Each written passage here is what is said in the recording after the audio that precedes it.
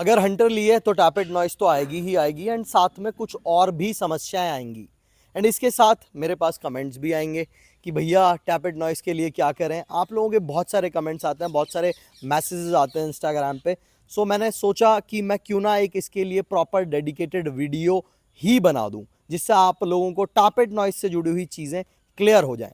सबसे पहले इंट्रोड्यूस करता हूं दोस्तों मैं अपनी बाइक को। यह है हंटर 350 BS6। इसको मैंने खरीदा था 28 जनवरी 2024 में एंड अभी ये चल चुकी है कितने किलोमीटर, अभी ये एग्जैक्टली चल चुकी है जल्दी से आ जाओ रीडिंग्स 25,091.5 किलोमीटर्स, यानी कि 28 जनवरी से आज डेट है कितनी, आज है 2 नवंबर। ये चल चुकी है 25,091.5 किलोमीटर। ठीक ठाक चलाइए, आपके भाई ने बढ़िया ठीक ठाक पैसा खर्च किया पेट्रोल के ऊपर। एंड मेंटेनेंस की बात करूं अभी मैं रॉयल इनफील्ड से सारे रिश्ते नाते ख़त्म कर चुका हूं लगभग 2-2.5 महीने पहले। एंड ऑफिशियली मैंने एक वीडियो बनाया था डेडिकेटेड। उस वीडियो में आप सबको बताया था कि मैं अब कभी भी रॉयल इनफील्ड के ऑथराइज सर्विस सेंटर विजिट नहीं करूंगा। जबकि जिस वक्त मैंने ये बाइक खरीदी थी उस वक्त मैंने इसकी एक्सटेंडेड वारंटी भी ली थी 1,00,000 किलोमीटर 5 साल तक के लिए एंड रोड साइड असिस्टेंस जो होता है 5 ईयर्स का वो भी लिया था। रीज़न उसके पीछे यही था कि मेरे को करना है बहुत सारा ट्रैवल अपनी बाइक से, तो कि कहीं कोई समस्या आए तो भाई वो हेल्प करे मेरे को थोड़ा बहुत। बट अब जब सारे रिश्ते नाते ख़त्म हो चुके हैं, वो पैसे जो एक्सटेंडेड वारंटी के लिए दिए थे या RSA के लिए दिए थे वो तो वापस आएंगे नहीं, तो हम अब रॉयल इनफील्ड के सर्विस सेंटर जाएंगे नहीं। अब ये रिश्ते ख़त्म होने का पीछे का मेन जो रीज़न है, 2 रीज़न है बड़े बड़े। पहला जो रीज़न है वो है टैपेट नॉइस। इस बाइक को मैं जिस दिन मैंने डिलीवरी ली उसके सेकेंड डे से मेरे को tappet noise, noticeable tappet noise आ रही थी। मैं थर्ड डे सर्विस सेंटर पहुंचा, उन्होंने कहा भैया ये नॉर्मल है, कुछ नहीं है, हम ठीक कर देंगे पहली सर्विस पे। फिर मैं 600-700 किलोमीटर के बाद जब पहली सर्विस पे गया 5-6 दिन बाद, तो उन्होंने टैपेट हेड को ओपन किया एंड टैपेट्स को सेट किया। टैपेट को जब वो खोलते हैं हेड को, एक सील आती है, टैपेट सील बोलते हैं, एंड ओ रिंग्स आते हैं, रॉकर्स के रिंग। तो वो टोटल किट 400 रुपये की आती है। उन्होंने सेट वेट किया, मैं घर आया, मैंने मस्त बाइक चलाई। फिर उसके बाद 5-7 दिन बाद फिर आने लगी एंड मैं फिर गया, उन्होंने कहा नहीं भैया नॉर्मल है, ये वो फलान डिकान 5,000 वाली सर्विस करवाना, उस पर करवाना ये वो। तो मैं बाइक को चलाता रहा, 2-2.5 किलोमीटर बाइक चली और तेज टैपेट नॉइस आने लगी। फिर मैं गया, उन्होंने टैपेट हेड खोला एंड वो 400 रुपये वाला जो सेटअप होता है वो डाला एंड डालने के बाद सेट वेट कर दिया, बंद हो गई। फिर 5,000 वाली किलोमीटर पे फिर मैं गया, फिर उन्होंने वो खोला, फिर सेट किया, फिर 400 रुपये वाले किट के पैसे गए। एंड उसके बाद जब मैंने मेल वेल किया तो फिर उन्होंने मेरा नियर अबाउट 10,000 किलोमीटर वाली सर्विस पे इसका टैपेट हेड चेंज कर दिया। उसके थोड़े दिन बाद और ज़्यादा टैपेट नॉइस आने लगी एंड उसके बाद नॉइस ऐसी आ रही थी कि जैसे मैं 60-70 की स्पीड पे हूँ और बाइक चल चुकी है 80-90 किलोमीटर, इंजन गर्म है एंड मैं जैसे ही एक्सीलेटर देता हूँ, 5th गियर में बाइक है, 70 की स्पीड है, मैं एक्सीलेटर दे रहा हूँ ईजिली स्लोली, तो इंजन में से नॉकिंग नॉइस आ रही है, खट खट खट खट खट खट टैपेट्स की नॉइस आ रही है। ऐसी समस्या आने लगी। फिर मैंने वापस से उस सर्विस सेंटर में कांटेक्ट किया, मेल किया, बड़े ऊंचे लेवल पे मेल किया एंड हम लोगों ने मेल खेला थोड़े दिन। फिर मैं सर्विस सेंटर गया, फिर उन्होंने चेक की चीज़ें, फिर से वो सील के पैसे मुझे देने पड़े। फिर उन्होंने कहा सर बाइक नॉर्मल है, ये इंजन के साथ में है, ये आएगा ही। मैं थक गया, तो फिर मैंने सोचा कि नहीं, अब बस मैं और ज़्यादा इस टैपेट नॉइस के पीछे चक्कर नहीं लगाऊंगा। तो ये सारी स्टोरी सुनाने का पीछे का उद्देश्य मेरा इतना ही था कि एक चीज़ आप समझ लीजिए, आपकी हंटर से टैपेट नॉइस कभी नहीं जाएगी। अगर एक बार आना शुरू हो गई है तो वो नॉइस नहीं जाएगी। हो सकता है 10 दिन के लिए चली जाए, 15 दिन के लिए चली जाए, फिर वापस आ जाएगी। हो सकता है थोड़ी कम हो जाए, लेकिन उसके बाद धीरे धीरे फिर बढ़ने लग जाएगी वो।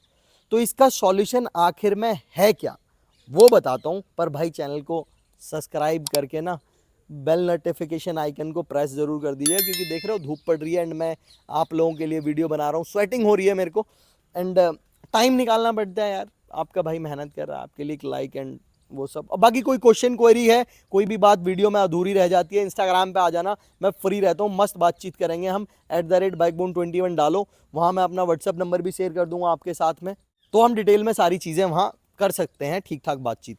सॉल्यूशन नंबर 1, आपको अपनी हंटर का इंजन ऑयल एवरी 5,000 किलोमीटर्स में चेंज करना ही करना है। Solution number 1। सॉल्यूशन नंबर 2, अपनी हंटर का जब भी आप इंजन ऑयल चेंज कर रहे हैं कोई भी डाल रहे हैं आप, चाहे आप मिनरल ऑयल डाल रहे हैं, चाहे सेमी सिंथेटिक डाल रहे हैं, चाहे फुल्ली सिंथेटिक डाल रहे हैं, उसके साथ 3M का इंजन ऑयल एडेसिव मिलाना ही मिलाना है। इसके अंदर 1800 ml इंजन ऑयल आता है, 1600 ml आप इंजन ऑयल लीजिए, 200 ml 3M का इंजन ऑयल एडेसिव लीजिए एंड दोनों को मिक्स करिए एंड डाल दीजिए। 2 सॉल्यूशन हो चुके हैं।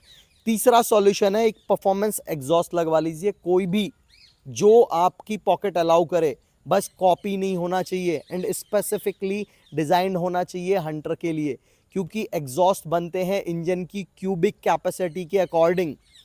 अगर आप कोई भी रैंडम एग्जॉस्ट डाल देंगे तो आपका इंजन और ज़्यादा ख़त्म हो जाएगा, बाइक में और ज़्यादा वाइब्रेशंस बढ़ जाएंगे। सो अगर मेरा रिकमेंडेशन माने तो मैं बैरल यूज़ करता हूँ, इसमें बहुत लंबे टाइम यूज़ किया है। बैरल का डाल दीजिए, 6200 रुपये का मिल जाएगा आपको इंक्लूडिंग शिपिंग। कहीं ना मिले मेरे को मैसेज कर लीजिएगा, हमारा एक छोटा सा वर्कशॉप है, स्टॉक में है अपने पास में वो, तो आपको 6200 में मिल जाएगा इंक्लूडिंग शिपिंग। 3 सॉल्यूशन हो गए, engine oil, 3M engine oil adhesive and उसके बाद में आपका परफॉर्मेंस एग्जॉस्ट। इसके बाद आते हैं चौथी एंड द मोस्ट इंपॉर्टेंट चीज़ पे।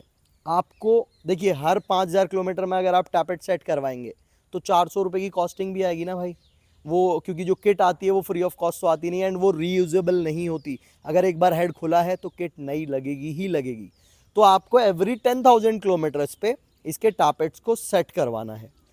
फिफ्थ मोस्ट इंपॉर्टेंट चीज़, आपको अपनी क्लच का जो सेटिंग है वो एकदम परफेक्ट रखना है। अगर क्लच बहुत ज़्यादा लूज़ होगा तो आपकी बाइक की ओवरऑल परफॉर्मेंस डाउन होगी, इंजन को ज़्यादा फोर्स लगाना पड़ेगा बाइक को आगे बढ़ाने के लिए, तो इंजन पे लोड पड़ेगा, टैपेट नॉइस जल्दी आएगी। सेकंड, अगर आपकी चेन ढीली है या टाइट है, या फिर आप 3-3 4-4 लोग बैठ के इस पे जाते हैं, या फिर आप इसको इसके ऊपर लोड वोड धर के आप इसे चलाते हैं, तो ये करना बंद कर दीजिए। चेन की सेटिंग एंड क्लच की सेटिंग मोस्ट इंपॉर्टेंट चीज़ होती है बाइक के ओवरऑल बिहेवियर के लिए।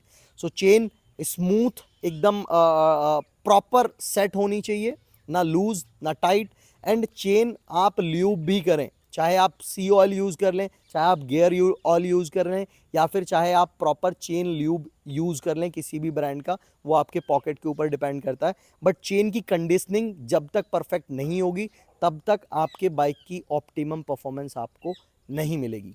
6th पॉइंट, क्या भैया टैपेट नॉइस की आवाज़ आने से अगर मैं इसे इग्नोर करता रहूं तो क्या इंजन को कोई प्रॉब्लम होगी? जी हाँ और जी नहीं।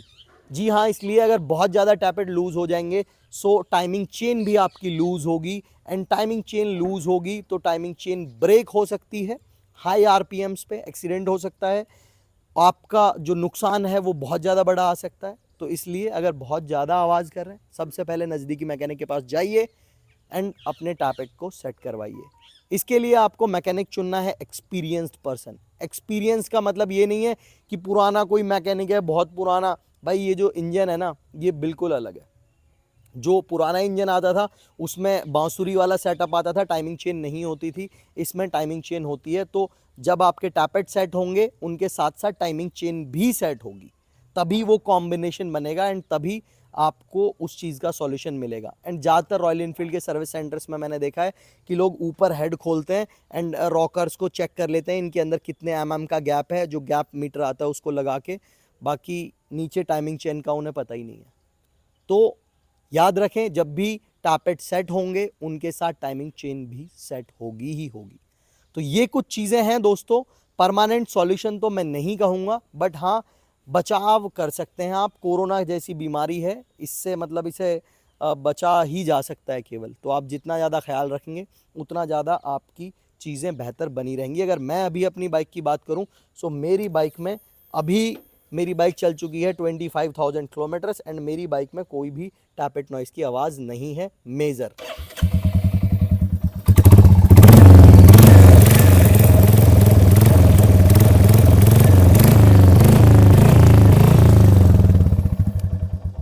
बहुत माइनर सी आवाज़ आ रही है क्योंकि मेरी जो नेक्स्ट सर्विस है वो ड्यू है 27,000 किलोमीटर्स पे, तो वो हम करवा लेंगे। अभी 25 चल चुकी है तो ये भी ख़त्म हो जाएगा एंड इस सर्विस पे मेरे को टैपेट भी सेट करवाने हैं। जो मेरी पिछली सर्विस थी, पिछली से पिछली 17,000 किलोमीटर पर जो मैंने करवाई थी उसमें टैपेट सेट हुए थे। एक और एक चीज़ लास्ट में बोल लीजिए इस चीज़ को कि मैं एक टिप दे रहा हूँ आप लोगों को भाई होने के नाते, कि आप अपनी बाइक को सुबह सुबह जब भी स्टार्ट करें तो उसको कोल्ड स्टार्ट होने के लिए प्रॉपर टाइम दें। यानी कि सुबह हम बाइक के पास गए, हमें ऑफिस निकलना है, तो हमने बाइक स्टार्ट की इस तरीके से एंड 5 मिनट के लिए अपनी बाइक को ऐसे ही छोड़ देना है, जिससे कि उसका जो इंजन है, जो इंजन ऑयल है, वो नॉर्मल टेम्परेचर पे आ जाए। आपको कोई भी एक्सेलेटर नहीं देना, बाइक को हिलाना डुलाना नहीं है, आगे पीछे नहीं करना, गियर चेंज नहीं करना, न्यूट्रल करके केवल स्टार्ट कर देना है। सो ये करेंगे तो आपकी समस्याएं कम से कम होंगी एंड मज़ा ज़्यादा से ज़्यादा आएगा। सो आई होप दोस्तों वीडियो अच्छा लगा होगा, अच्छा लगा लाइक कर देना। Thank you so much for love and support. कल मिलते हैं शाम को 5:15 बजे। तब तक सेफ रहिए, सुरक्षित रहिए, फैमिली लव्ड वंस के साथ टाइम स्पेंड करिए, ट्रैफिक रूल्स को फॉलो करिए एंड जय हिंद, जय भारत।